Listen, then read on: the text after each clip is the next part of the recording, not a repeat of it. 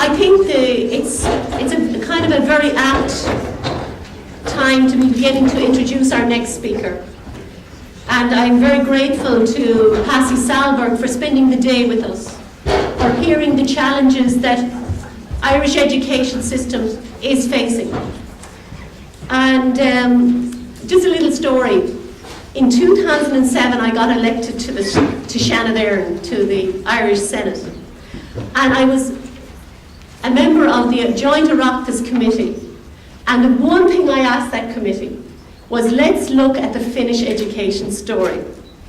That was the one trip I felt was important as a study group. It took me about a year and we got it approved. And sure enough, the date coincided with the instatement of Brian Cowan as Taoiseach and the trip fell, excuse me. Then it went on to the second term, back in the Education Committee again, and in 2011 and 2012 I made the case again for let's study the Finnish education system. And let's really go into the classrooms and let's see what are they doing differently. Because we can read a lot, but sometimes it's what we imbibe, like John Coulihan said, what we see that isn't necessarily taught, what is caught, that can really, inform us. Anyway, 7 people applied for the trip, 6 were only allowed, and I was the person that didn't make the trip. So I then read the report. I heard about this man called Passy Sahlberg, who was commissioned by Rory Quinn, the minister at the time, to do the Sahlberg report on initial teacher education in Ireland. And I said, well, if I can't get there, maybe I'll try and get him here. I followed him on Twitter. I won't say I stalked him, but he responded. I watched him on TED Talks, and I was really impressed with this when he said, the most popular person to marry in Finland is a teacher. Everybody wants to marry a teacher. And I thought, given the low morale of our teachers in Ireland right now, and I think I just took note of that final comment, this is a good person to have coming in at this point in time to speak to us. What struck me is teachers at second level spend 20 more days at school there. They teach fewer contact hours and give less homework to their pupils.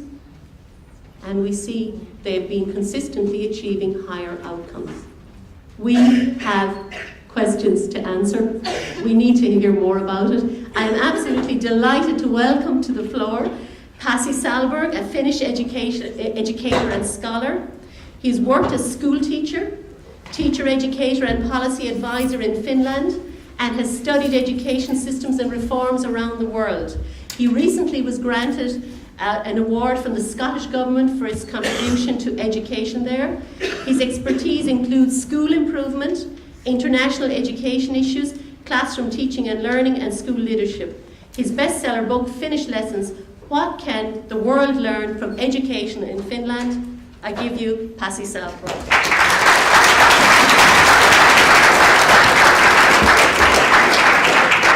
Okay, thank you, Fidelma, very much. You are my new Irish friend. I have many Irish friends here. I have John Coulihan and Jean Cottrell and Virginia and many others. I'm particularly delighted to have young people here. Can I have the raise of hand of students in this room, if you're a student? Okay, raise your hand if you would like to be a student. Not too many people. You know what, I'm going to give you 1 or 2 minutes of my own time, my personal time to you right now, so that you can turn to somebody who is sitting next to you, somebody who is interesting, somebody you don't know yet, and just reflect a little bit on these very, very interesting and important things that you have heard in all of these panels today. And I had to set up my technology here. Okay? Just a minute or two, just to turn to have a little chat. You can stand up also if you feel like you have to move a little bit. I'm going to break you in about a couple of minutes, all right?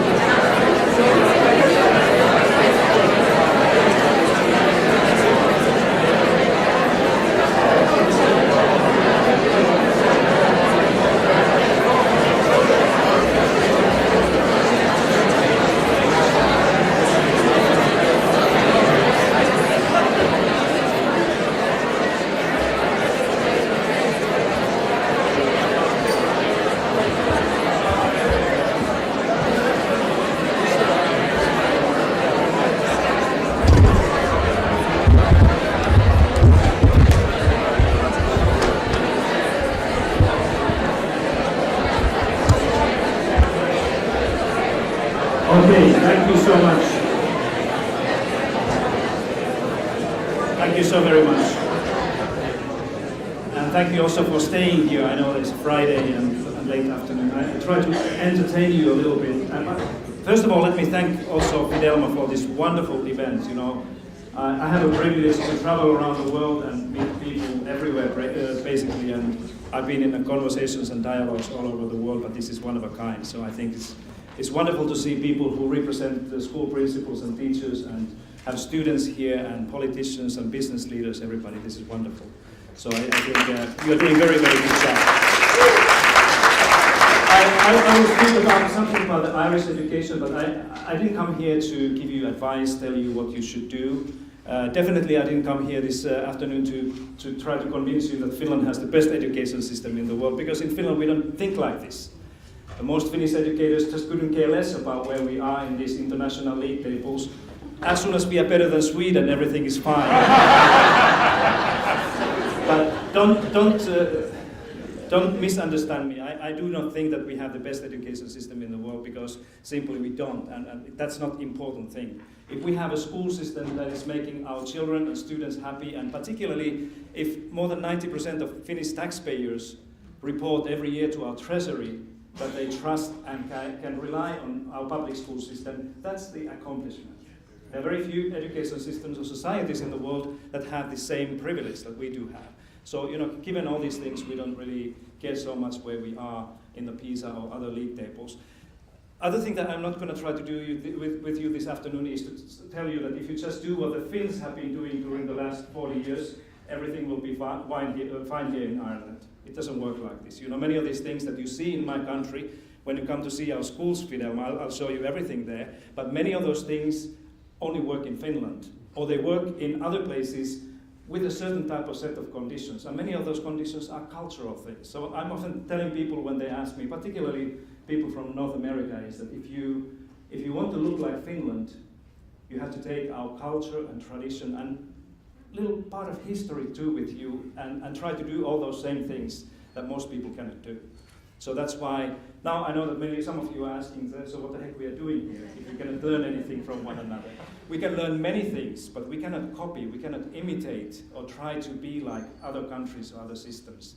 And that's a kind of an interesting thing here, that we have to try to understand why, for example, why Finland is doing many of these things so differently than you do here. We are similar type of countries, we are part of the same union here, and same part of the world. But we still find that we are doing much less, many of the things that you do much more. And you are having many more things like all these examinations and inspections and testing and standards and many other things that we just don't have. So I think the good question to ask is that why countries that are so similar in many ways? You know, you have a great empire next to you, and so do we. And we share the similar type of kind of a suppression in our history that you do, okay? So I often say that Irish people and Finnish people have the same kind of a wavelength in their mentality, and that's why for me it's so easy to understand Irish people, because I know where you're coming from. We have the same type of thing in our history, but we are still very different in education, and that's a kind of a nice thing. Let me start by, I'm going to show you some of these things. If you want to follow me in Twitter, there should be a kind of an underscore here. That's my Twitter address. So I'm tweeting a lot about Finnish education, and now when I live in the United States, I tweet a lot about what's going on there, and global education as well. I share my news that I read and the places I visit. I'm going to also tweet this presentation afterwards if you want to revisit some of the images here, so just go and look at it there. But let me start by asking this. Now I've been here whole day and listening to your different people's ideas, and I think the question that we have here is that what is the problem that we are trying to solve? And this is not only the Irish question, this is a question everywhere. And often, you know, if I had a full afternoon here, I would ask each of you to write down the problem that you would like to solve in education, and I can tell you that we will have 200 different problems here. And that's often the problem, that we do not really understand what are we trying to do. And it's the same, excuse me to say this, but it seems to me that we are still talking a lot about all sorts of important things, but we are not aware of what is the problem in education, okay? And remember what Einstein said. Einstein said that if I have 1 hour to work out the problem. I will spend 59 minutes to try to understand it, what it is, and 1 minute to solve it. And in education, we do exactly the opposite. So we spend 1 minute to talk about the problem and then try to figure it out for the rest of 59 minutes. And it's a wrong way to go. For example, if you ask me that what is the problem in education, I see the globally education situation is very dark. I think we are going wrong way, not only in one country or two, but all along. But we are trying to do the wrong thing a little bit righter. You know what I mean? That we are trying to fix the system that is becoming obsolete everywhere. And that's why we have these things that we call problems, that young people leave too early the school system, or we have more and more people who are not really motivated or engaged in schooling, or we have those who don't learn how to read and write and do math in the school. That's not the problem. The problem is that the system, in many ways, and systems all around, in Finland too, are becoming obsolete. They serve still, as I see it, they serve the old industrial or even pre-industrial model where we thought that we will need to train people for something in the future life. Just think about this. During the next 10 years from now, we're going to see about 1.2 billion young people graduating around the world, different institutions, and entering labor markets. 1.2 billion people, young people, within the next 10 years. And as we see it now, there will be jobs available for only about 300 million people, young people. So my question is, what are we going to do with this almost 1 billion young people during the next 10 years who cannot find a job? And this is the first time in history when we are in a situation like this. So, in a way, this question of, are we providing young people with the right skills for jobs is not relevant anymore. Because most of these kids will never find a job. So now people are saying that if you really want to find a job in the future, create one. And that's why, one of my lessons here is that we need to give away part of this old paradigm and to think that we are training and educating you people for the jobs that you're going to do at the end of your lives. You're going to have probably about 10 or 15 jobs during your working career, okay? And they can be very different, like mine. So that's why the question is that what should we do with this place called school to make sure that people can create their own jobs and also be employed by others? And therefore, many of these old models that we have in mind, including qualifications and examinations, are gradually going to disappear. Not probably completely, but their value is going to diminish. Somebody mentioned Google this morning. Google is often used as an example of a kind of a modern knowledge or innovation employer. And now, as we speak here, 14% of the Google employees, 14%, do not have any type of degree after secondary school. No undergraduate, nothing like this. Because Google, when they are hiring people now, they don't even ask your degree. They want to know what you can do with things, okay? And this is based on the research that somebody did within the Google, and when they were comparing what is the correlation between young people's college degrees or university degrees and what they can actually do in the company, and there was no correlation whatsoever. And that's why I think this is the direction in many parts of the world, certainly here in Ireland and Finland, that we're going to see the devaluation of degrees and formal learning, and the value will be given much more on all sorts of other things that people can do, and what type of habits of mind they do have. Okay, so this is the question I think all of us should be spending much more time rather than trying to answer the questions how to work out some of these things that are consequences of this real, true problem over there. How many of you like mathematics? Half of you. How many of you think that you are very good in mathematics? 4 people. Okay, let's see. I have a little math exercise for you, if you don't mind. Friday afternoon mathematics, right? Are you ready? This is very simple. I can do this with second graders in primary school, or my university students, In the United States, I'm going to do this now with you. The only thing you need to do is, when you see the number appearing here, you shout out this number as loud as you can. And think about being in a football or cricket or rugby game, and your own team is like a little bit behind, and somebody's going to beat you, and they ask your support, all right?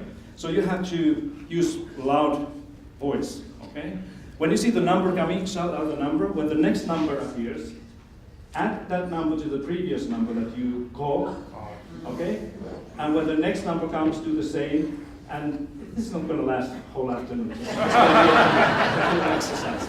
But let me ask you, are you ready for this? Yes. Are you ready? Yes. Are you ready? Yes. Okay, good. It's okay, let's try. 1, 2, 3, now. 2040. No. No, you have to use voice, okay? Are you ready?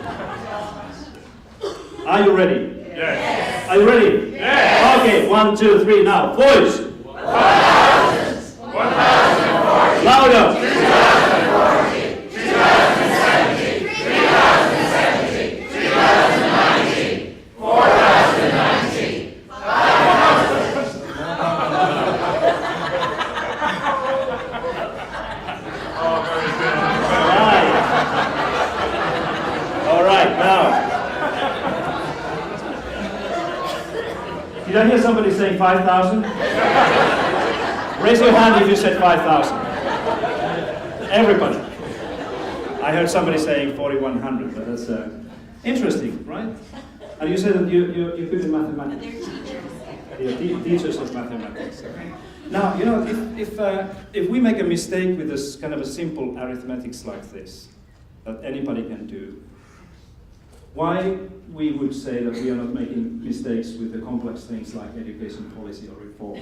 And what people normally take away with this type of exercise is that, you know, if you just keep on doing things like this, and you look around and listen to what others are doing, in the end of the day you make a mistake and you realize that it went all wrong. And this is exactly what is happening in education right now.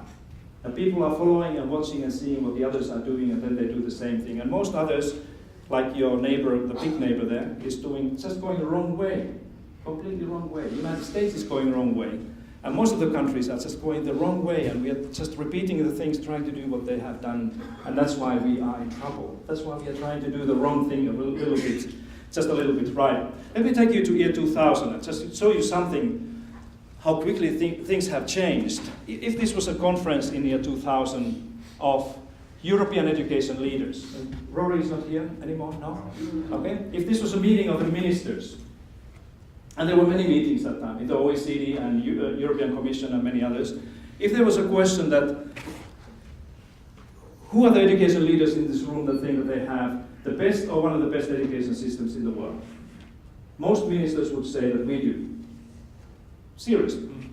There were countries like England, Germany, France, Sweden, Norway, you know, they were spending huge amounts of money in their education systems. Maybe United States, Canada, Australia, New Zealand, huge reforms in the 1990s. They would say that we are probably one of the best countries in the world when it comes to, you know, measured student outcomes. But not Finland. You know, Finland, you don't know this probably, that Finland was the only country in the very end of the PISA preparation process within the OECD that was trying to resist this crazy idea of having an international student assessment that will compare and benchmark so different countries like Mexico, United States, Finland, and Japan. But we lost. Everybody else wanted to have this type of thing. And that's why this, you know, all this what has happened afterwards has been so painful for many people, because they still remember that this was not Finland's idea in the first place, okay? So in 2000 we didn't really have a kind of an idea how the geography of educational performance looks like. There were a lot of kind of myths and theories of, you know, who are the best, and that's why there was so much consultation going on from England to the rest of the world, and the American ideas were very powerful, thankfully, because the whole Finnish system is built on American ideas. And that's a kind of an interesting thing for my American audiences often when I say that thank you very much for your education innovations. We have done exactly what you have researched here, found to be successful and workable in the education system. and they are not doing none of those things. So we have saved probably about $2 billion, just the research and development money just by taking their things. But this is what happened in December 2001 when the OECD came up with the first PISA studies. My presentation is not about PISA, so this is about the only thing. And I don't like these kind of a league table things that you can see. But you see there that Finland became on the top, and this was a huge shock in my country. I was a university professor in Helsinki at that time, and in the morning when this news came, my colleagues and we started to make phone calls to one another and said, so what happened? How do we explain this? And then a little bit afterwards, the first phone calls from Germany and Netherlands and other countries came, and they asked the same thing. So what is your secret in Finland? How did you do this? And I said, we have no clue. Nobody ever thought about this thing. What made us happy here was that we were better than Sweden, that is number 9. But you see that Ireland was number 5 on the top there. And soon after this, I moved to work in the United States with the World Bank there in Washington, D.C., in education work there. And I remember my first year there, everybody were talking about Ireland. And this was the kind of a years of the Irish tiger. Also the kind of an economic miracle here, but when people saw this in the bank, they said that there must be something special in Ireland. And we brought many foreign teams and groups of people here to Ireland to look at your schools and also look at your society, how the country has been able to turn around many of those things so quickly. But Finland didn't make any kind of a noise out of this. You know what we did? We said that we got together several times and tried to make a kind of a sense out of this. And then we said that, okay, maybe our conclusion was that maybe the OECD made a mistake.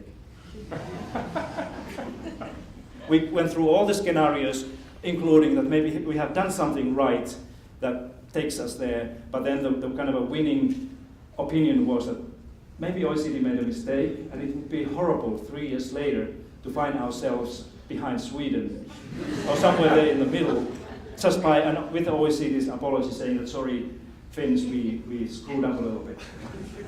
So we decided to do nothing. They said, let's wait for 3 years and see what happens. And that's why you cannot find really anything written about Finnish education, any research papers right after this one, because we said, let's wait and see, okay? And this is what happened next time. This was a reading literacy, this was a mathematics study, and you see that Finland continues to lead there. But this is interesting that Ireland was dropped in a mathematics scale now from the top. But the Finnish, our reaction to this was again that maybe the OECD made the same mistake twice. And we remembered what all of our grandmothers were always saying, that nobody's so silly that makes the same mistake 3 times. So that's why we decided to wait yet another 3 years before we make anything out of this. And we often said in my country that if this had been Sweden here, if Sweden had been number 1, thankfully it didn't happen, but if it had happened, you had seen the following year of the first PISA study, the IKEA of education taking place all around the world, where you can go and purchase the educational solution, the services for your own schools. The Swedes are much better than we are in making business of good ideas, and we are still wondering, Finland is still debating whether it's a kind of a morally correct that you can sell services to other countries that come from public service. But there's still people who say that it's a wrong thing to do, that we should give them for free. If somebody wants to know what we did, that this should be a kind of a free service to help other children and other teachers in other countries. Some people are saying that no, we have to sell, we have to put the price tag and sell these things if somebody wants to buy this consultancy thing. You can decide yourself what is the right way to do there. And this is the third one, the 2006 PISA study, and this is we're talking about science here.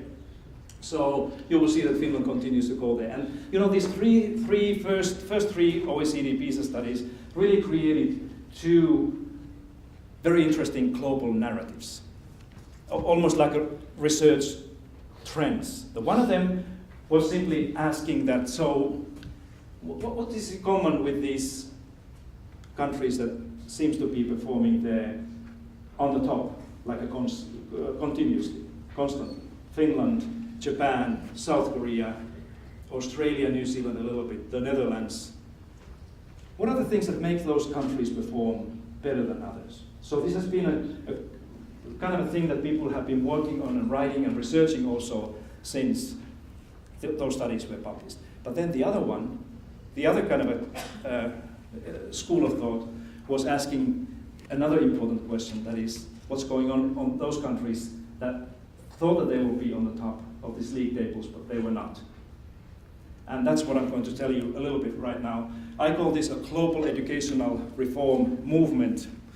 This is not my idea alone, but I've been working with this question of what is in common with these countries that somehow have been promising to their people and teachers and children much more than they have been able to be delivering through the education policies by turning around and improving their school systems. I like this term, by the way, because if you take the first letter of those 4 words, you get a nice acronym, GERM. Because I truly think that many of these educational ideas, they really behave and move from one place to another like viruses. Okay? So you have consultants, education ministers. Now when Rory is gone, I can tell you that education ministers are very common agents of germs. You know, they go to these commission meetings or OECD meetings and they meet their colleagues, and then the colleagues say that actually now we have a great idea how to fix our school system. And they take these they even send their consultants back to Ireland and say that what you need to do. And that's how the virus germ travels from one place to another. So let me show you, there are many elements there and symptoms of how the germ really looks like. How do you know that the country, the education system has a germ infection? And these are probably the four or five most common symptoms that you can easily find if you sit down with the policymakers or educators, teachers, students in any country. And I've been traveling around the world, as I said, and I have heard this everywhere. That people say that we have much more competition now between our schools, even between teachers and principals, that we used to have. And this is simply, if you look at the OECD background data, when they ask the principals that how much do you experience competition against other schools in your neighborhood now compared to 10 years ago, and there's 85% of the school principals in the OECD PISA study say that they have realized that they're in a more competitive situation against other schools than they used to be. Teachers feel much more competition against other teachers, and even students are competing against one another because they want to get a good place in the university or somewhere else. So this competition seems to be a kind of a driving policy idea. This was the main philosophy of the Education Reform Act 1988 in England, remember, when the Thatcher introduced this idea of driving the turnaround or improvement in England through competition and choice, but now it's everywhere. So this is one of those philosophies. Standardization is another thing. It's a kind of a related thing. Many people think that the problem in our education systems and lower than expected performance or weaker performance is that we don't have high enough standards or clear enough standards. And that's why many countries, now Germany even, the United States are in the business of creating standards for teachers and schools so that they know what is exactly the expected outcome, okay? And more teachers today than ever before are teaching to externally given standards that they have in many subjects, not all, but many of them. And that's why the standardization of curriculum, standardization of teaching, and even standardization of assessment or testing is become a kind of a very common thing around the world. A good sign of the germ infection. Test-based accountability includes two ideas, the kind of increasing role of standardized testing, and then the accountability systems or mechanisms that have been built around this data coming from standardized testing. And commonly, teachers and schools are held more and more accountable for students' learning by using the data from standardized testing. A common thing everywhere around the world if you travel. This is what systems are trying to do. And then the school choice. People are saying that when parents can choose their children's education, it enhances competition, and when the competition is there, the quality will improve. A typical thing that Sweden did 20 years ago, and now if you look at the Swedish educational performance, although it's not necessarily only because of that, but Sweden is in a deep, deep trouble educationally, and mostly because of the kind of a wrong choice 20 years ago to open their public school markets for privatization. And it's happening everywhere. Then we could add some of these things there, like technology. How many of you think that technology will solve the educational problems we have? Nobody. Do you think technology can help? Yes. Okay. All right, I'm going to show you a little thing, if we can have, hopefully we have a sound here.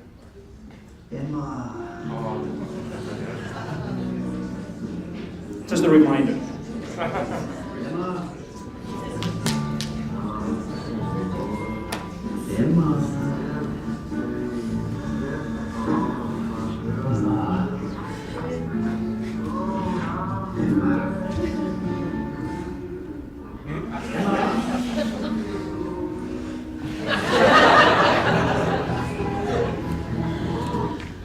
Yeah, technology can help, but it will not certainly solve the problems in our education.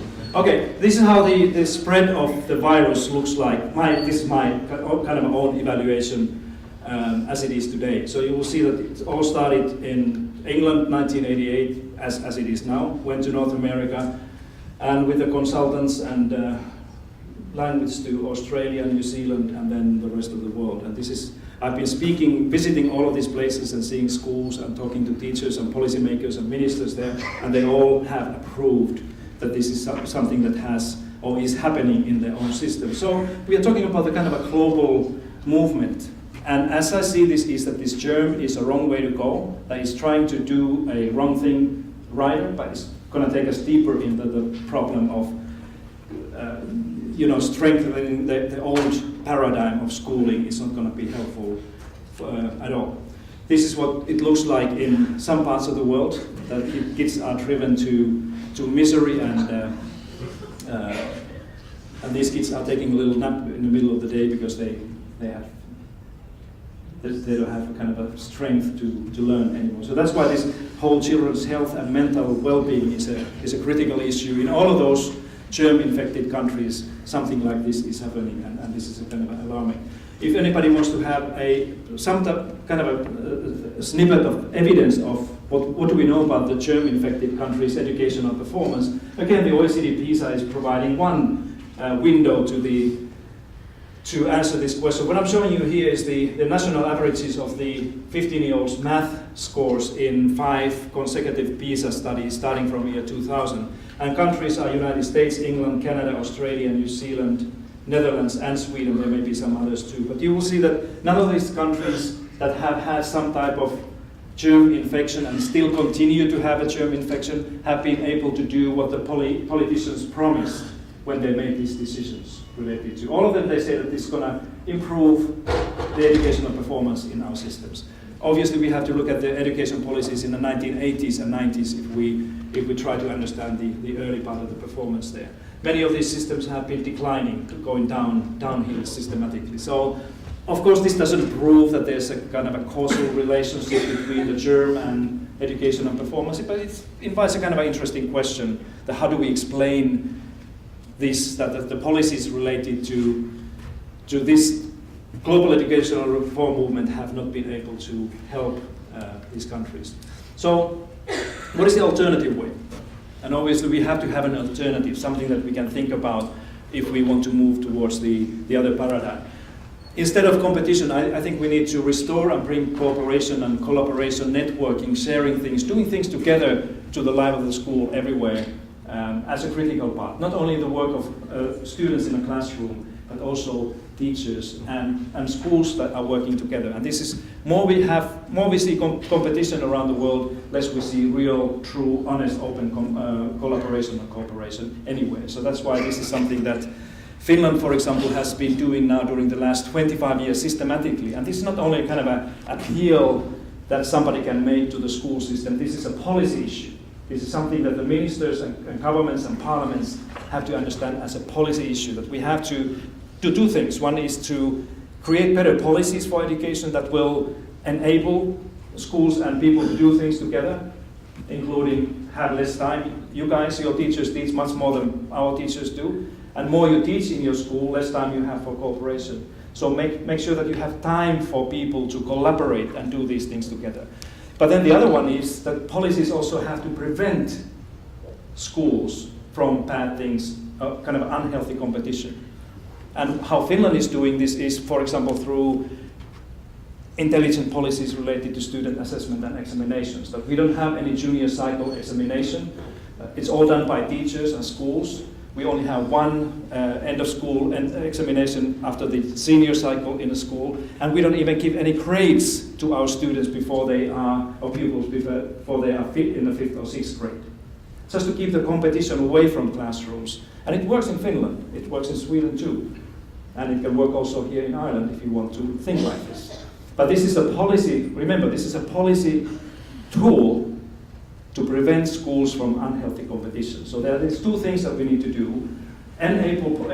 Policies that enable collaboration, cooperation, and then policies that try to kind of save schools from unhealthy consequences of competition. Then rather than standardize things, I think we have to move more and more towards personalization, kind of a customized schooling at the level of the school and individual learning. More personalized learning for students have nothing to do with the fact that we should be given an iPad or laptop to kids and say do whatever you want to do. Personalization is something completely different thing. It means that we need to see what the kids want to do, young people, what are they interested in doing, and helping them to learn more about those things rather than require and insist standardization. This is also linked to the creativity. Finnish teachers think that more we standardize things, less there will be room for creativity. Creativity and standardization don't fit in the same picture. Let me tell you one story about competition. You probably have heard this. It's a kind of a telling thing that illustrates the difference between kind of a hidden competition in a collaboration. There were two guys who went to hike in the mountains, and they came to the area where there was a sign that you are entering the bears zone, where the brown bears are. As soon as the other guy saw this sign, he stopped and took his backpack away and his hiking boots off and put the running shoes on. And this fellow was looking at why do you put the running shoes on? Do you think that you can run faster than a bear? And he said, nope, but I'm going to run faster than you. So this is something that we can cooperate, but when the rainy day comes, things change, but this is not really what the cooperation is all about. And then the other story about the standardization, this is something that Ken Robinson often tells us. It's a beautiful story about the little girl in a classroom, the classroom that was visited by a group of adults, and they went to see this girl that seemed to be doing completely different things than everybody else. So she was drawing passionately when others were doing math. And this guest in the classroom asked the girl, so what are you drawing? And this girl, without raising his eyes from the work of art, said, I'm drawing the picture of God. And then the teacher said, but nobody knows how God looks like. And she said, they will in a minute. But this is how creativity sounds like, that people can do things if they still have the imagination with them. No test-based accountability in a kind of an intelligence system of Finland. We are relying more on trust-based responsibility, and people were mentioning the word of trust here. I think it's extremely important thing in a professional education systems in the future. That we have to trust more what teachers do and schools do, including student assessment and deciding how well young people are progressing. We need to rely less on external inspection and external assessments and examinations in the future. That's not the right way for the schools that we are looking for. And then the equity thing. School choice and equity do not really fit into the same picture. And for me, equity, I'm not the English speaker. English is my third language. By the way, I think somebody was speaking about the need for foreign languages here in Ireland and in the United States and England. I think learning, insisting that every child should learn another language is a great idea. And not only because of the language. I'm not so much interested in whether you can use the language in your work or get employed or something like this. But learning languages is good for your brain. And you have to do it when you're young. It's very hard to learn foreign languages when you're 20. Everybody knows that. But when you're 10 or 8 years old, you will learn anything. And that's why it's a very smart idea to introduce, but you have two languages here, you have Irish and English. But then insist that everybody, we have Swedish and Finnish compulsory for everybody. and it's a good thing. I'm all in favor of that. But then we also have these other so-called European languages that everybody has to learn. So it's a great idea. But equity for me means that we simply see where the kids are coming from, where the children come from, and how well they're doing in the school. If there's a strong relationship between the family background and educational performance, in other words, if the family background will predict the educational performance, failure or success in the school, we say that this system is not very equitable, because I can basically tell how the kids will do in the school just by just seeing where they come from. But then we have school systems where this relationship between the family background and educational performance is not that clear. In other words, the correlation is not so strong, meaning that anybody basically can be successful and go all the way the educational pathway if they want to. And that's kind of an interesting thing. I'm going to show you something here. This is my way of expanding, kind of broadening this international conversation about educational performance and what should we actually be looking at when we are comparing education systems performance, whether it's Ireland and Finland or something like that. Rather than just looking at these league tables that you saw in the beginning, what I'm doing here, so this is the league table, this is the excellence or quality, where the learning outcomes improve when we go higher here. But I'm adding here this equity axis, meaning that I'm looking at the equity and quality at the same time in different education systems. Are you with me? Yes. Okay, good. So when we move from left to right here, it means that the equity will enhance. So the education systems that are here have the characteristics of helping everybody, all the children learn better, okay? So the family background doesn't really predict how well they are doing in the school, how poorly they're doing in the school.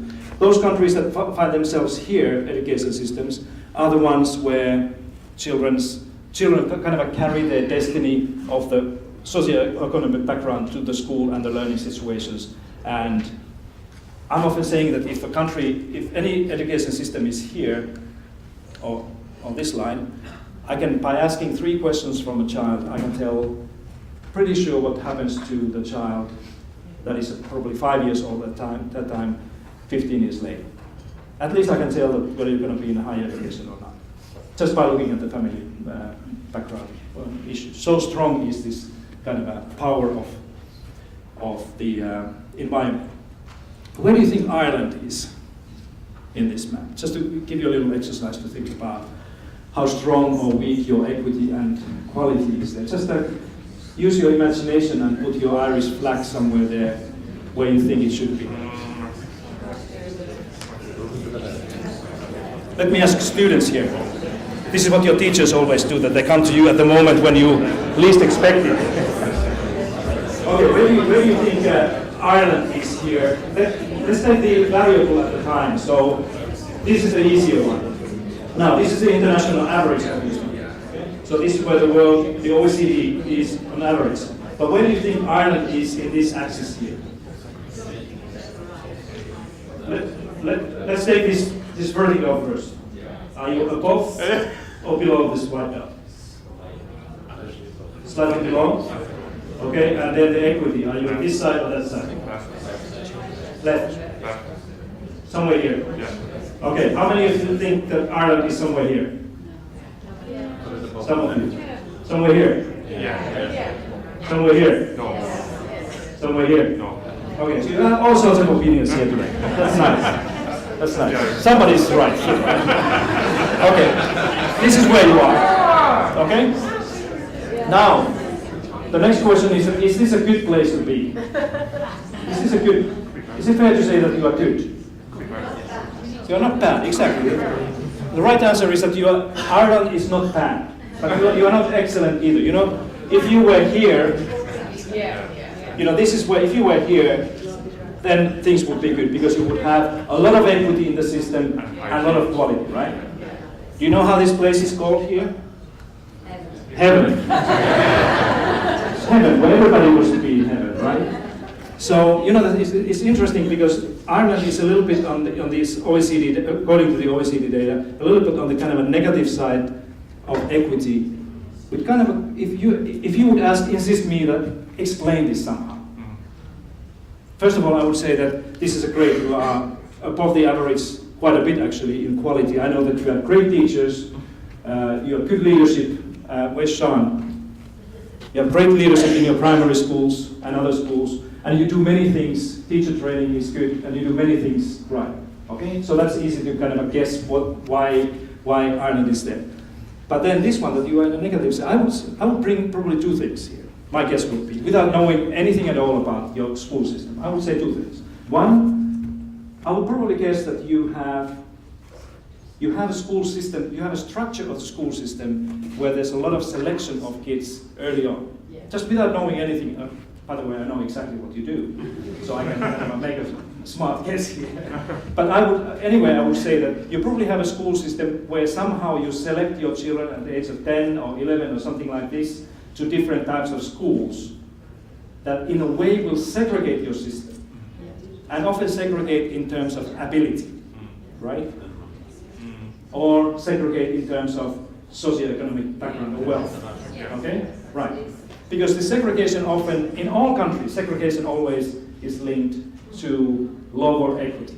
It's very hard to have a highly equitable school system with a lot of segregation. No system has that. And actually, all the systems where segregation has increased during the last 15 years have been losing equity. Sweden, Australia, New Zealand, all of them. Very, very fast. Almost to the rate that they have been increasing choice and related segregation. The other one that I would guess is that you guys, you have an issue with your special education. Okay? Not only how much money you put there, but also how you define special education, how you provide those services early on to all children that need it in the school system. Is it right? Okay, there you go. Right, good. Okay, this is where the United States is, Australia, and the United Kingdom. So now the conclusion would be that if you speak English as a main national or official language, you'll be somewhere that you'll be average forever. But then we have this one country that is Canada, the highest performing English and French speaking school system in the world. And this is kind of a breaking this rule of language. Obviously this is a joke. But a good question is that what the Canadians are doing that you don't do, or Americans don't do, or British or Australians don't do, that makes them perform that? It's a very good, interesting question. Canada. Almost all the provinces, not all, but almost all the provinces of Canada are right there. Especially Alberta and Ontario, BC, Quebec are doing very, very well. And here are the other OECD countries. And you will see something interesting. First of all, there are South Korea, Japan, Estonia, and Canada here in heaven. Okay? But then if you take these outliers, this is Norway and Iceland, Italy, if you take these things away, maybe Turkey here, pay a little bit less attention, and just look at these others, there's a very clear pattern there that somehow the equity and quality will go hand in hand, right? Again, be careful with making any causal connections there. This is correlation, and correlation is not always causal, as everybody knows here. So somehow this invites a kind of a conclusion that most equitable, the most successful education system seems to be those that combine equity and quality simultaneously in their education policies and practices. And to me, this looks like, it's almost like a, remember this song, Stairway to Heaven? This,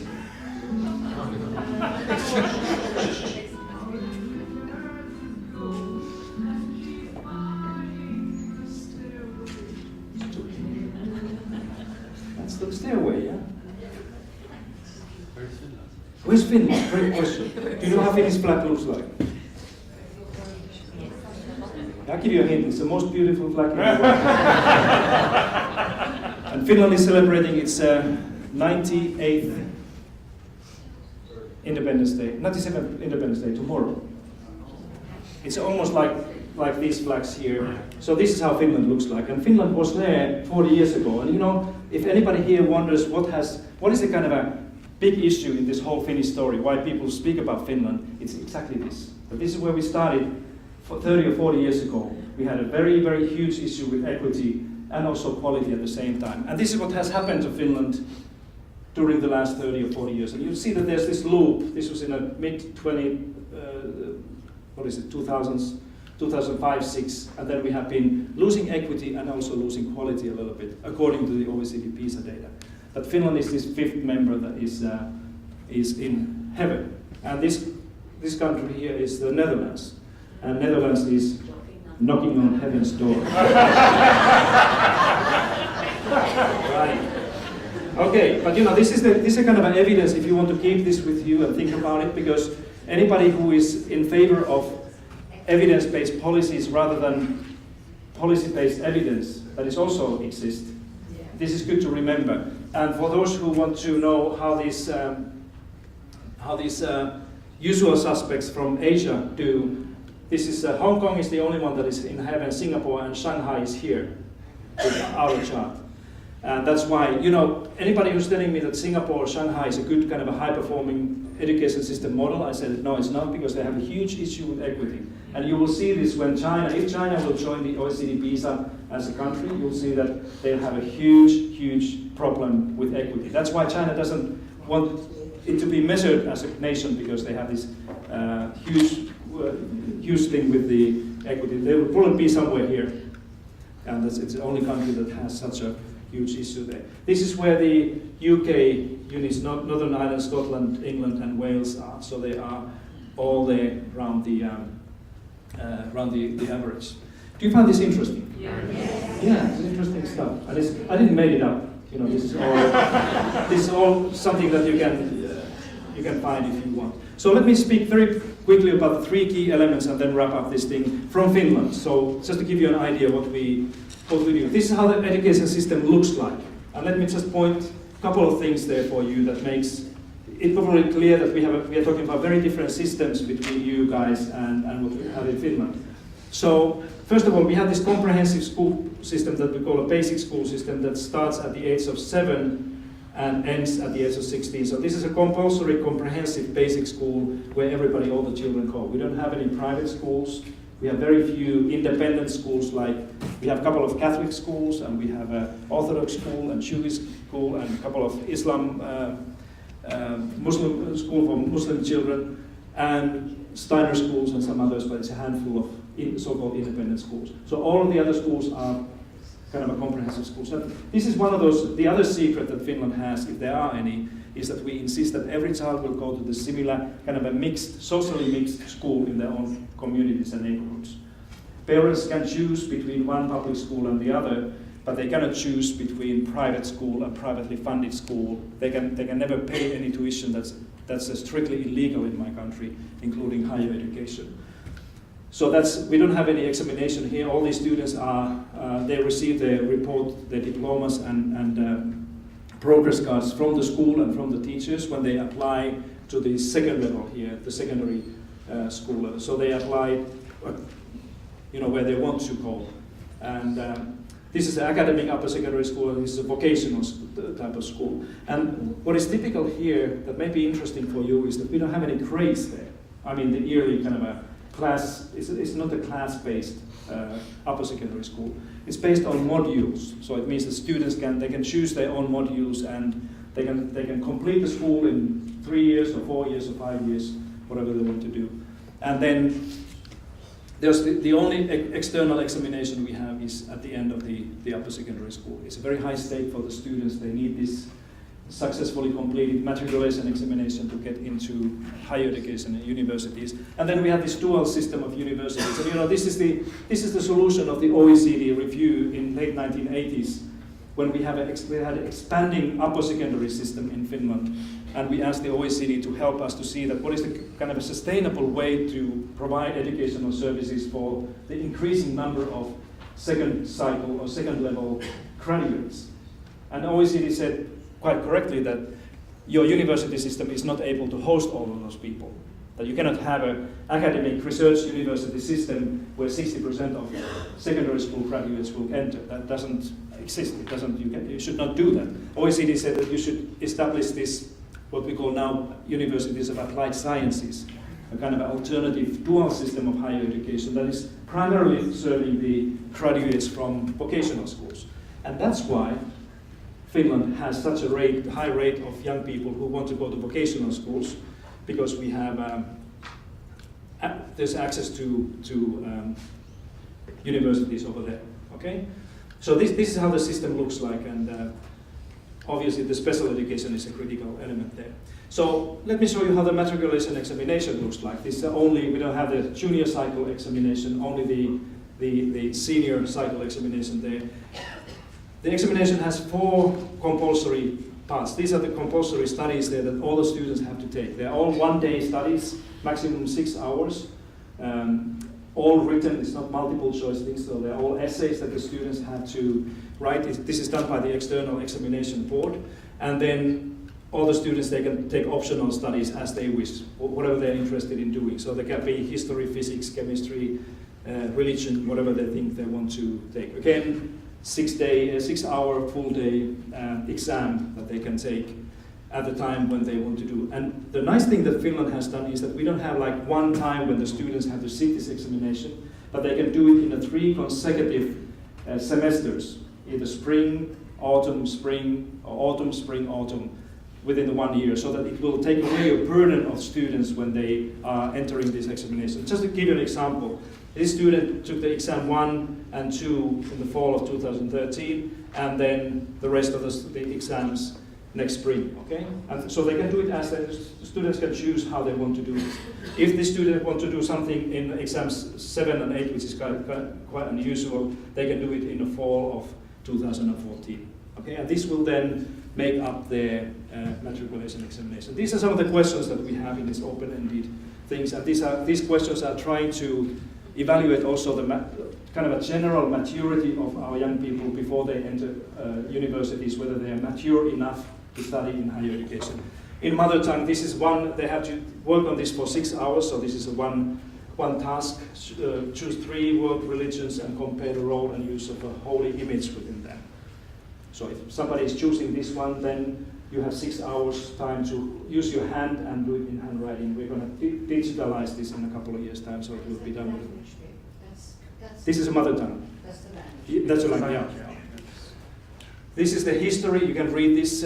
One of the history things, if somebody is answering this student also has to answer 7 other questions. So this is one of the 8 questions within the 6-hour exam that they have to write. Again, this is measuring not only historical knowledge, but also the maturity to tackle and handle these types of kind of open-ended questions that they need to do. They're all questions like this. Philosophy. In what sense are happiness, good life, and well-being ethical concepts? Okay? So this is one of the 8 questions during the one day that the students are answering. And physics. You will see that we are not, in physics we don't really have any more, I used to be a physics teacher as well, but we don't have any more this kind of traditional physics questions where you have to figure out the formula, and then it's all about kind of constructing the, what the situation is there. And this is the way the Finnish examination is trying to check that the young people are ready for higher education. And then the final thing is the teacher education. This is something that is often undermined, misunderstood in Finland. People say that Finland has a good teacher education system because everybody must have master's degree, including primary school teachers, but that's not the key. There are many other countries that are doing the same. The key is there that we have these 4 elements. First of all, that all the teachers are doing an advanced academic degree, master's degree, in one of our research universities. There are no other way to do that. We don't have Hibernia type of system that you have here, where you can find a kind of an online or alternative way to become a teacher. All these degrees are research-based. It means that all the teachers, they have to do academic research in education or special education before they graduate to be teachers. All teacher education is within the universities having a departmental structure. So all the universities have a department of teacher education rather than office that is coordinating the teacher education services. Only very few countries have a system like this. I don't know actually any country that would have a universal system like this. And then we have these clinical teacher training schools owned by the universities that are training teachers. Just like you have the teaching hospitals, We have the same thing with our, of course, teaching hospitals, but also teacher training schools, where I used to work many years for one of those schools, and I was a faculty of the School of Education in Finland, which is a nice thing because you are in the same community with the professors and lecturers who are teaching these new teachers. So we know exactly what one another, everybody is doing there, and we can kind of harmonize the training for young people. So this is a kind of a big thing for the teacher education thing that Finns are doing. So let me give you my lessons. I guess I'm running out of time. So I'll show you these things. I was thinking about this came during the day when I was listening to the panels and presentations here, that I think something that Ireland or anybody could think about when you kind of construct this idea of the new paradigm for schooling. I think we need to think carefully about the school choice and probably let the school choice idea go a little bit and understand better what the equity in education actually is all about. And this is what Finland and all the successful countries have done, that they manage the school choice, but they invest in equity at the same time. Then many people have been mentioning here that you have too much hierarchy here. And I think that, as I see your system, is that you have probably unnecessary hierarchy in the entire pre-university system there. And there would be probably room for much more flexibility also from the students' point of view, so that the students can choose and decide more what they want to do and how they want to study. I think the standardization must give way to creativity, so that there is a truly creative spirit, including the teachers' work. And if you standardize teachers' teaching curriculum and teaching and assessment, it's very difficult to say that we are doing a creative work in our schools, because so many things have to be done based on the standards. From competition to collaboration, I think this is a necessary thing everywhere. And this is a nice idea, I think, that we should probably stop thinking that we are preparing consumers for labor market or consumers of goods through our schools, and start to think that we are preparing creators, people who can create ideas and innovation and products. And that's also helping us to save the planet, if you wish. Because that's kind of an idea of educating consumers is not this old one, but now I think the educating, making creators, those people who can create ideas, is a completely different. Fear of failure. More you rely on examinations and assessment and standardization, more you create a kind of a culture of fear in your schools and classrooms. And I think what we need to do is to celebrate the failure. Finland we have an annual day of celebrating the failure, which is October 13th. And it's celebrated everywhere, because we understand that if you never fail, you're not trying hard enough to do good things. When I was speaking about this in America, I said we are celebrating the failure. They said, so are we every second year, and it's the first Tuesday of November, which happens to be the election day. But seriously, I think the philosophy in schooling should shift towards, through the leadership, saying that we have to fail, and we have to fail often, early and often. This is what we need to do in the school, rather than being afraid of failure. And that's why I find this reliance on examinations and testing so difficult to fit into the modern school system, because it's not really encouraging, helping young people like you to fail and learn from your failures. This is exactly how your world in work will look like. That you learn from the things that you do the failure. Let me show you this, and I finish here. This is how the future of the school should look like. And this is one of my favorites. It's a beautiful piece of the orchestra called Orpheus. This is a couple of minutes thing, and then we can go. But just take a look at this and try to listen to what these guys are saying.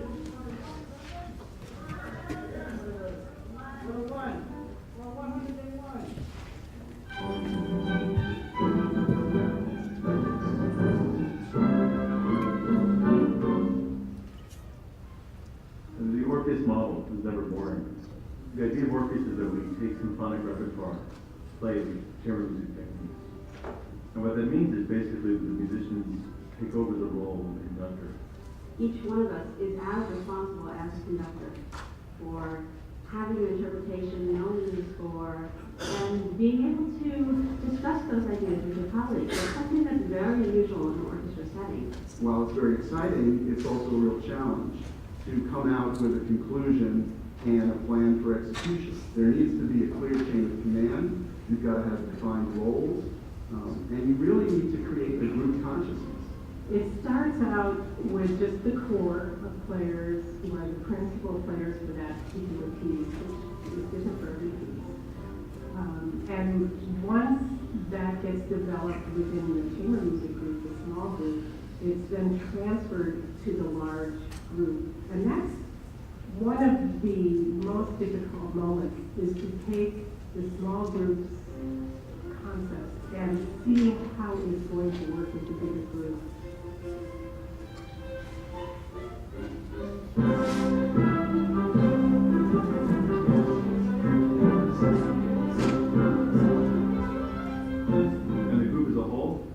sometimes reject some of their ideas, argue, question, deepen. And so every member in the rehearsal process and on stage absolutely has a say. I like to tell a story of when I first played with orchestra, the very first time. I was very young, and I was standing in the doorway very shyly because, as I say, I didn't know anybody. And I see people are laughing, they're telling jokes to each other, people are playing licks for each other, playing things on the violin, and just chaos everywhere.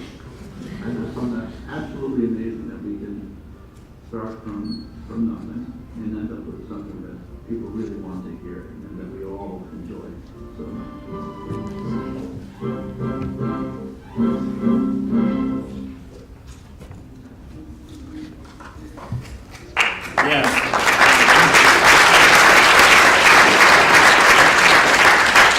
I don't know exactly what you saw there, but I saw the new type of school where you need a leadership, but you don't need a conductor there or inspector who will make sure that things are going. This is my vision for you, and this is often something that people ask. That so how does the future schooling look like? And this is what I'm continuously asking myself: is that what is the aim of schooling? And for me, the aim of education or schooling is that people understand the world around them, and that they understand, also discover the talents within them.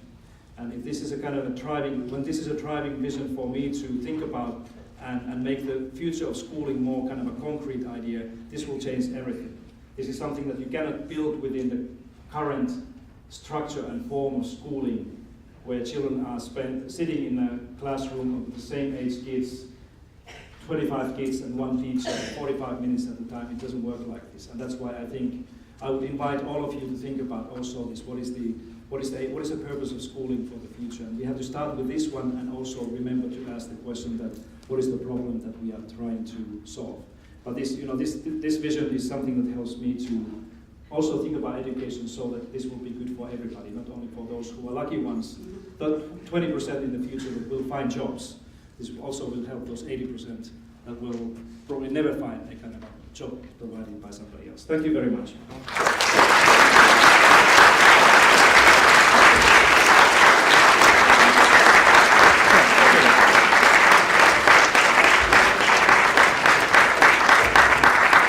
Ladies and gentlemen, I think it's only fitting that we open the floor to maybe one or two questions to Pasi. So, anybody? Mary. Sorry, Steve, you want to go first? Thank you very much for your wonderful presentation. I suppose on a reading note, there's a story frequently told about asking Caroline for directions, and the answer he gives is, well, if I was going there, I wouldn't be starting from here. And is our ultimate destination sometimes circumscribed by our starting point, and is it possible to get there? Yeah, I think you answered your own question already. But I think that we can still rethink many things. And you guys, Arnold is in a very good situation because you're doing so well. I wouldn't say that this is a kind of a huge fire that you have to that you have a crisis in education. This is not the case. Most of the elements, particularly the teacher and the leadership that you have in your schools, is a very strong part of the Irish education. And that's why, people, when I came here yesterday, many people were asking me that, so what is your view to this junior cycle certification thing? I didn't quite understand that.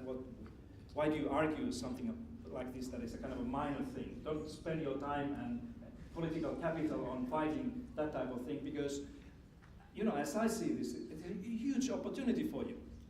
Now, when you are talking about this thing, but if you get stuck with this yes or no type of thing, or fighting against one another, it doesn't lead you anywhere. Because now you can ask questions like, what would a kind of an assessment and evaluation or reporting system look like ideally after the junior cycle here, if you could design something from the scratch? You cannot do that. As soon as you design this now, that there will be a kind of external examination, or there won't, or there will be a 60% or 40%, whatever it is, you cannot change that thing for a long time, okay? And because I told you earlier that the only one that likes change is a wet baby. And that's why it becomes very difficult to change these things. So, if you ask my opinion on this, I see that you have a huge opportunity now. Don't fight, don't argue, but see that, okay, what can we do now when we are unsure what is the good way to go forward?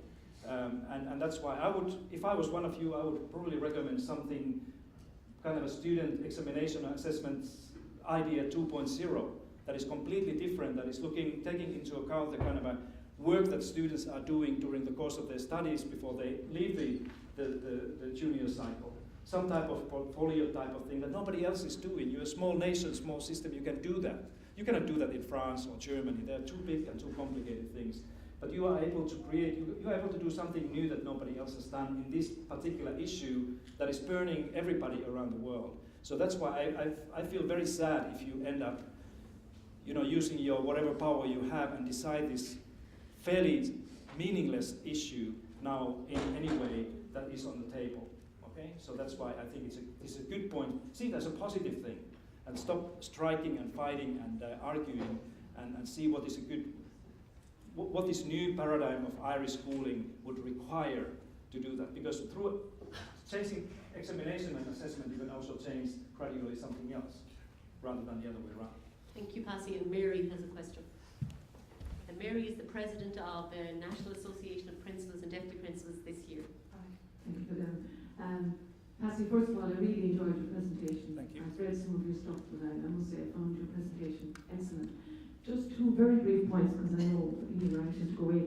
Collaboration between schools is something that I suppose in NABD we're trying very hard, and I had an experience yesterday of a fantastic collaboration between myself and the school that I work in and our two neighbouring schools.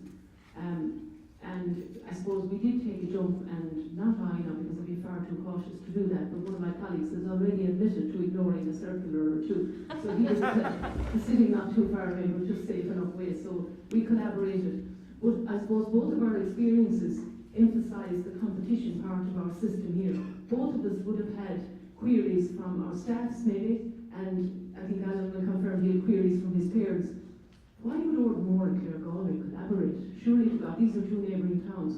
Surely you're in competition with each other. So that inbuilt psyche of competition, combined with many of us in second level, the schools are referred to by the name of the principal. So there's that inherent identification of the school leader with the school, and that increases probably. People would say that was Alan Monkey's school, that was Mary Nigel's school. Yeah. So that kind of increases the competition. And the last point I want to make is that selection in Ireland of school type, every child, and most schools don't overtly select on ability level or anything. It's much more subtle than that, because it may depend on the location in which the school is situated, and it may also depend on how complicated the enrolment process is. And by complicated, it may be something as small as, if you want your child to get into that school, you must queue up on the third Thursday of May. Yeah. Now, many middle-class parents would be totally switched into that, will prioritise that, but perhaps where a parent isn't switched in, that's the subtle, selection process that goes on. So it's part of our culture, but I'm confident we can make changes. Sure. Yeah, thank you. Great, Mary. Okay. On all our behalves, I think it's really important to say to Pasi that we have waited for this moment. There's been incredible excitement built to around your arriving to Ireland and making this presentation. You have been, I think, an inspiration in terms of saying to us, look at all the good things you do, and just then look at the problem and see what it is you really, really want to solve. But I suppose for me, one thing you said stands out. You asked us to celebrate failure. And I think we really need to do that. And I think that could be the answer that would go a long way towards solving our mental health issues here. Because our kids are set up in many ways to fail. Expectations are so high. So that, I lived in America, as I was saying to you at one point, and I taught there, and unless you went bankrupt at least 3 times, you were never a success. So that failure is celebrated differently in different countries. I'm going to, in a second, and I appreciate that we're challenged always time-wise here, to ask President Philip Nolan from Maynooth to just do a final critique on today and on Pasi. But before I do, I want to ask you a favour. I haven't presented you with any evaluation form. but I am a politician. First, an educator, I'll be honest with you, it has informed everything I do. And Passy said something really, really interesting here. He said that, how did he put it now? He said something about politicians which really resonated with me. I found it really difficult when I went into politics to try and be effective in terms of what I really knew was important in education. I actually couldn't find a way to communicate those ideas because politicians often focus completely on the wrong stuff because it's about keeping people happy, not necessarily about being evidence-based. And that's why I suppose I want to have conferences like this, why I want to work with you, why I want to have all the partners in the room, because I really think that unless we get our priorities right and decide what's important together, we will still keep doing the wrong stuff. So my request to you is this. Would you email me or tweet 2 actions you think we need to take? Just 2. You all might have different actions, but I will then look at where you think I should inform the political process. So if you say 2 particular actions, we've heard a lot today. We've heard things like the apprenticeship model, the supporting teachers in schools. We've heard about the social issues and the substance abuse issues and many, many more.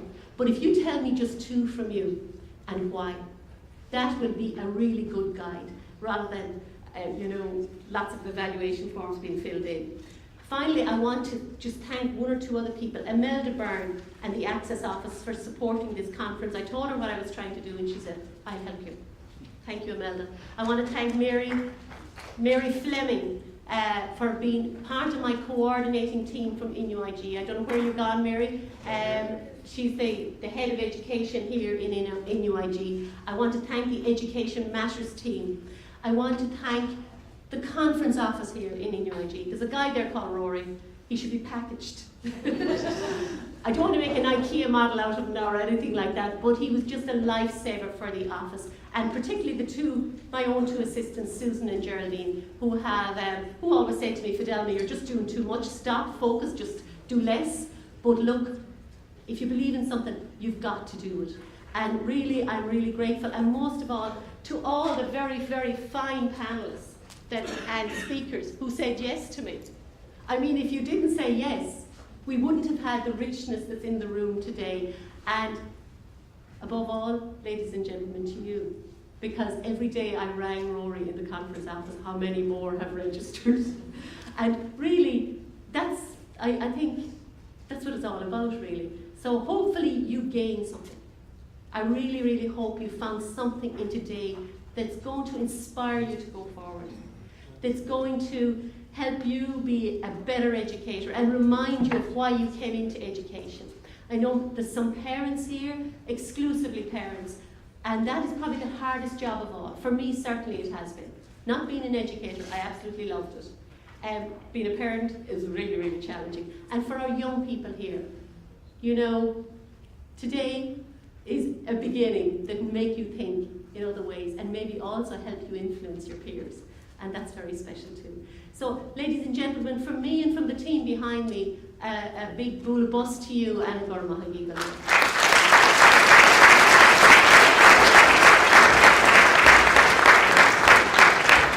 And for your patience, finally, I would ask you just to give 2 or 3 minutes to Professor Philip Nolan, new professor in Maynooth University, an innovator himself, to just do a final sum up. And Gorma Hagiga. Agus tá anagus ar an bhfuil deise gom focail scorachar leis an chódáil Simú agus Spraga show. Thanks very much, Fidelma, and I'm delighted to have an opportunity to say a final word after this very interesting and stimulating conference. This is what you might call, and I'll come back to it in a minute, an authentic assessment task. The task was described about 4 minutes ago as to what I was about to do. I had a little bit of forewarning, and now I'm constrained to 3 minutes. I'll be upfront with you. I'm not going to do it in 3 minutes. I'll do it in 5 or 6 perhaps. And if I might just open, I do want to reiterate the thanks to the panelists and to our keynote speakers for some wonderful thoughts that they've given us. I do want to just, as a diversion, and having opened it in Irish, agree with the comments from Pasi Sahlberg about language learning. I think the primary purpose the primary reason that we should advocate for broader language learning in our schools is because of the way it makes one think, rather than its ultimate utility in the world of business. So whether you learn Irish and French or German and Chinese is largely, to me, a matter of irrelevance. It's the way it makes you think. If you don't mind me sharing an anecdote, I had the privilege of meeting the philosopher Jürgen Habermas about 4 years ago. At the time I worked in University College Dublin, and we were awarding him with an honorary degree, so I was just standing beside him. How do you make small talk with the world? But fortunately he was a very nice man, and to make conversation he pointed at the crest of the university and says, what does this motto mean? And of course it was Coram Féine. And I said, well, it means kind of, fair play or equity. And I realized that he was somehow kind of unhappy with that explanation. I said, when we look at it very carefully, you can take it out. It actually says, literally, equal weight to self, Coram Féine. And he goes, fantastic. My entire philosophy summed up in 2 Gaelic words. So that for me, just in passing, is an example of the extraordinary intellectual richness that opens up from the study of more than one language. I think today, one of the really helpful things about today was not the questions it answered, but the issues that it clarified. And I think one of the things that today did quite wonderfully was illustrate some dichotomies that are implicit in our thinking. For instance, I think many of us may have thought that there was some separation between the outcomes we desire as educators, the outcomes demanded, might be the word one would use, by business, the outcomes required for a better society, and to add in the one that Pasi talked about, the outcomes needed if students are going to be able to make their own way in the world. I think it's interesting. I know Colm O'Dowd got kind of a little bit embroiled in dangerous gender territory, but just to pull back on something he said, that what we want for students is, what he wants as a business leader is resourcefulness. Now, who amongst us wouldn't want resourcefulness as an outcome for our students? You talk about resourcefulness, ability to work with others to solve problems, to communicate, to collaborate, words that came back in the keynote session, to take the initiative, to be creative, and above all, underpinning what he was saying, an openness to the need for continuous learning. So I think any of us, any constituency, any student aspiring to what do they want to be themselves will specify those. I think it was useful to surface the fact that we all really want the same thing fundamentally. The second dichotomy that emerged in my own thinking, not so much in the conversations, was I'm concerned we might be dichotomous in our thinking about the practical or vocational on the one side and the academic or theoretical on the other, and confused in with that the nature of formal learning and informal learning. And if you don't mind, again, one of the things that I find interesting is, well, just take one thing. Lord Kelvin, a wonderful theoretical physicist, said, I can never really understand a physical phenomenon until I can make a mechanical model of it. And I do think that the world has changed in terms of the accessibility to us as we are growing up of solving practical physical problems. If you don't mind, my father grew up in Maynooth, which is the town that my university is in, and there was a chap in Maynooth whose learning ended at primary school, but they used to call him the professor. And he would wander around, and my father tells this story, he's 80 now. He used to make battleships, to make model battleships out of wood and hammer in nails to make railings and float them in the Lyrene, the river in Maynooth. And the professor was walking by one day, and my father turned to him and he says, why do boats float? And this chap turned to him and he said, well, Sean, something floats if it weighs less than the amount of water it displaces. Now, first of all, he knew Archimedes' principle. And if you think about that circumstance, my father was actually interested at that point in why the boat floated, because he was the lived practical experience of floating a boat. And the other chap was also interested because of the world that he was immersed in what were the kind of theoretical descriptions for the world as he experienced. And I just wonder, in the world that we grew up in, you would see somebody take an engine apart, you would bake with somebody. There were physical experiences that you had for which you then sought the theoretical explanation.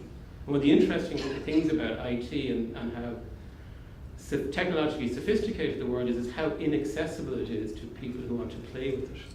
So I do really think that one of the fundamental challenges we face as educators is how to connect what we're trying to get students to struggle with in the abstract sense with what they experience in the concrete world. I remember being at an educational conference some years ago, hearing a wonderful presentation on authentic assessment, where you set real world tasks, and I thought to myself, oh my God, is all the other stuff inauthentic? And for me, it's one of those fundamental questions. The last time I actually met Pasi Sahlberg, I was sitting on the other side of the table while he was there with the international panel on initial teacher education that proposed all of these changes. And I was saying to him how much I looked forward to Sahlberg College of Education integrating into Maynooth University, because their core ethos was to place joy and play at the centre of the educational experience. And I hoped that germ, that virus, might infect the whole university, because to some extent we had taken learning to such a level of abstraction in our context that a lot of the joy and the play had been removed from it. So I do want to say that in that context, I think we as a system do need to model these behaviours that Pasi Sahlberg said were central to a successful system. Collaboration, personalisation, trust-based responsibility, and equity. And I think that probably was the surprise for a lot of us sitting in the audience, is this interplay of equity and quality and where we stood on that. And one thing that I would say in the context of not just junior cycle assessment, but of the whole assessment debate, unless we can rethink the way we encourage learning and assess learning, so that we're looking at authentic, diverse learning tasks that tap into the infinite variety of what actually constitutes learning, and the infinite variety of learners, and create a social and cultural environment in schools that is respectful, supportive, and inclusive. That's the big picture that I think we're being asked to lift our eyes towards. What is the big learning and assessment challenge of which junior cycle reform is a part? Though having said that, I think if we can't execute things like that, if we lose the debate around things like that, we are in real trouble. As a final comment, again an anecdotal one, I was invited, and I see Sean Ash here, I was invited to the transition year musical in Maynooth Post-Primary School last year, and I accepted the invitation kind of, if that's what I'm saying, in a rather patronising way. I thought this is the kind of thing that the local university president should support. And I was sitting in my office in the afternoon, I was really tired, and I looked at my diary and oh my God, I have to go to this musical tonight. And I arrived in the school miserable, and it was fantastic. And I mean, it wasn't fantastic in any patronising way, it was massively entertaining. I went in miserable and I left happy. But I also left deeply impressed by the impact that doing that musical had on all of the individuals. I brought it out of them, everybody had a task, and students had been transformed by that learning experience. So I have a question then, which is, if the assessment culture in our system and the culture it creates opposes or prevents or suppresses that kind of learning activity in favour of other types of learning activity, then we have some real questions to answer. The first question is why? Why do we allow that to persist? And if I can share a concern I have a concern that part of this is actually about social reproduction and competition. It's about some families in our society putting on the runners and say, I can run faster than you. And that the middle classes know how to play this system and it suits them, and they're reluctant to see it changed. And the second thing that I would say is it's difficult for us, right? And the other thing is the clash with our culture. Another thing that I observe, I have to say, is that at the moment going through the guilt, shame and recrimination of being through a crisis and recovering from that crisis is clouding our judgment on what we really need to do now. I would ask that we lift ourselves again from that discussion and empower ourselves to say, yes, things need to be changed. I don't know precisely what they are, and I don't know precisely what the solution is, and neither does our keynote speaker. But perhaps we could leave the room enthused that our students are wonderful. I looked at the assessment tasks that were being put up there, challenging as they were, and I knew our students could cope with them. So surely, if there are ways that we can serve them better, we can learn from each other to do so. Gurmagid Kaler.